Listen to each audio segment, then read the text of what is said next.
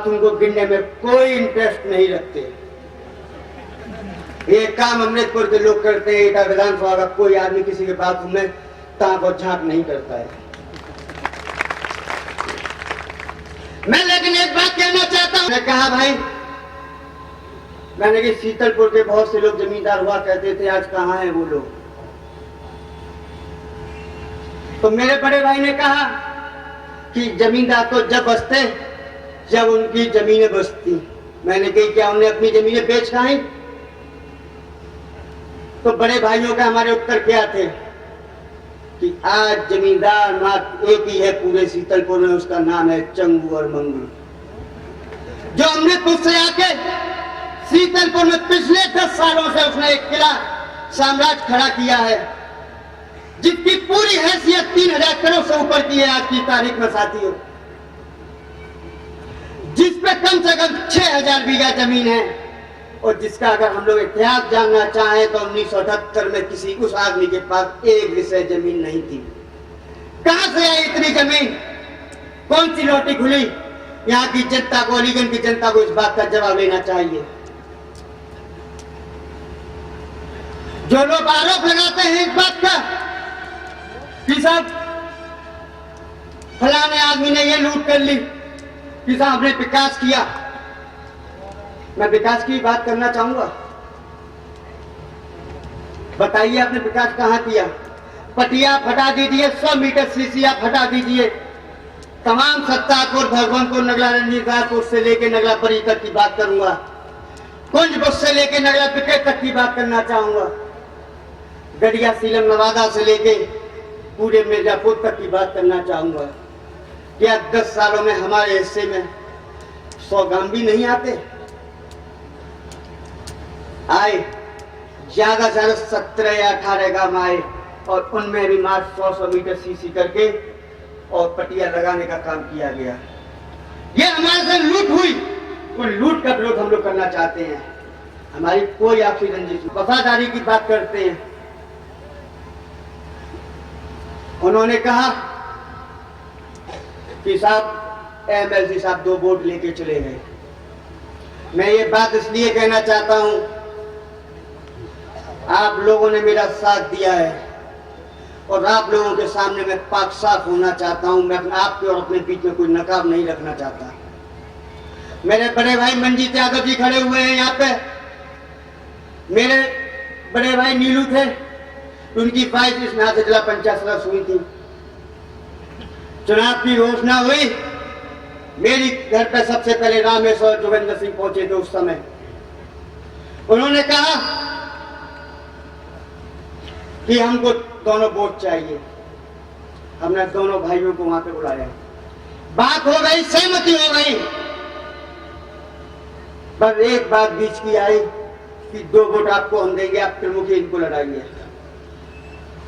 2 दिन बाद खबर आती है कि रामपाल सिंह यादव को नगौली की ब्लॉक प्रमुखी लड़ाई जाएगी। तो वचन इन्होंने नहीं तोड़ा था, वचन उन चंगू मंगू ने तोड़ा था साथियों। गद्दारी हमारे खून में नहीं थी, गद्दारी उस अमृतपुर वाले के खून में थी, जो हमारी घर पे कुछ और कह के जाता है, बाजार में कुछ और कह के जाता है। मैं पूछना चाहता हूं इतने लोगों के सामने, आज तक जो कहा क्या वो किया या नहीं किया? चुनाव में जो कहा 2012 के जीतने के बाद कि 2015 में हम चुनाव लड़ेंगे, क्या वो किया या नहीं किया? अब वो लाचारों की तरह घूम रहे हैं। एक लाइन लिखी थी उन्होंने, कलाम साहब ने, उसमें उन्होंने कहा था, बख्श देता है उन्हें खुदा जिनकी किस्मत खराब होती है, बख्श देता है उन्हें खुदा जिनकी किस्मत खराब होती है, नहीं बख्शे जाते वो लोग जिसकी नीयत खराब होती है। तो इन अलीगंज वालों की नीयत खराब की जाती है, इसलिए हम उनको बख्शने के कोई मूड में नहीं है। उन्होंने इसी मन से कहा है,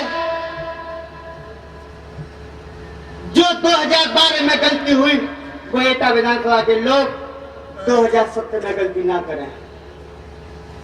मैं कहना चाहता हूं अपने हर नौजवान साथी, बड़े बुजुर्गों से, अगर मुझसे जाने अनजाने में कोई भी भूल रही हो तो मैं आपके पैरों की धूल अपने माथे पर लगा के माफी मांगता हूँ। लेकिन साथियों, कम से कम इतना ध्यान रखना, अलीगंज में एक चंगू मंगू द्वारा फोन इनका ना उठ पाए। एक बार अगर फोन आप लोग को चल दिया तो जिंदगी में फोन उठने का काम मैं करूंगा, कि तक उठने नहीं दूंगा। दो आप लोगों के लिए अहम होगा कि जितने भी आपके रिश्तेदार हों उनसे कह देना कि गद्दार को, जो सबके खून से जिसकी प्यास ना बुझती हो, ऐसे भूखे भेड़िया को चुनाव जिताने का काम आप लोग मत करने देना। मैं आपसे एक बात और कहूंगा, ऐसा मेरा कोई भी साथी नहीं है यहाँ पे जिसकी कोई ना कोई रिश्तेदारी अलीगंज में या जलेसर में या हमारे किसी और बार में ना हो, या महाराणा में ना हो, या बोहारी हो। 1 रुपया जरूर खर्च करें फोन करके, और एक बात जरूर कहें सारे लोगों से, जिस प्रत्याशी के पोस्टर पर चंगू और मंगू का फोटो हो उसको वोट ना दें। अगर उनको वोट किया तो वो हम तुमको नहीं मिलेगा साथियों। मैंने जो ये प्रत्याशी उतारे हैं इनकी जिम्मेवारी आप लोगों ने ली है, और तमाम लोगों से बात करके ये प्रत्याशी उतारे हैं साथियों। और आप लोगों ने इस बात की मोहर लगाई है कि ये सारे प्रत्याशी टिकाऊ है, बिकाऊ नहीं है, और हमको बाजार में बिकाऊ माल नहीं चाहिए, टिकाऊ माल चाहिए साथियों। मैं आप सभी लोगों का तहे दिल से आभार प्रकट करता हूं, वंदन करता हूं। मेरे आए हुए नौजवान साथी, बड़े बुजुर्ग और छोटे भाइयों, और एक ही संकल्प लेकर यहां से जाइए कि ये चुनाव ये लोग नहीं लड़ेंगे, ये चुनाव आप लोगों को लड़ना है। और जब आप लोग इतने लोग एक कमान अपने हाथ में ले लेंगे तो एटा तो छोड़िए, अलीगंज की भी हम लोग सारी सीटें जीत के आएंगे। अभी भाई ने कहा कि अलीगंज में 10 ही पर्चे बिके हैं।